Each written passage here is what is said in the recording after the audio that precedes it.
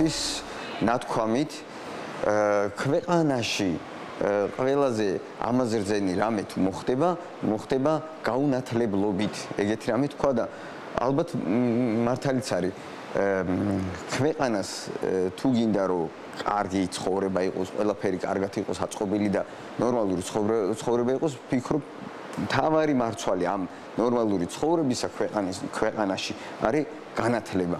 და ეს განათლება აუცილებელია მიიღოს დაბადების მერე, აი ბავშვობიდანვე მიიღოს ბავშვმა.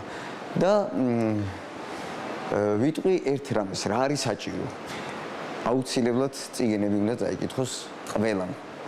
ჩემმა უსაყვარლესმა მწერალმა გურამ დოჩანაშვილმა ასეთი რამე თქვა თავის ერთ-ერთ გენიალურ მოთხრობაში, რომ თითოეული წაკითხული წიგნის მერე იმაზე ოდნავ უკეთესები ვხდებით, ვიდრე ვართ.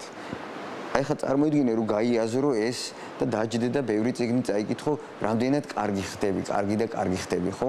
ეს შენი ქვეყნისთვის ხდება. ილია ჭავჭავაძემაც თქვა, რომ არც უწიგნურობა არ გადა, არც მარტო ოდენ წიგნებიდან გამოხედვა. უნდა ხატო, უნდა ბუნებას ჩაეხუტო, უნდა ითამაშო, ყველაფერი გააკეთო.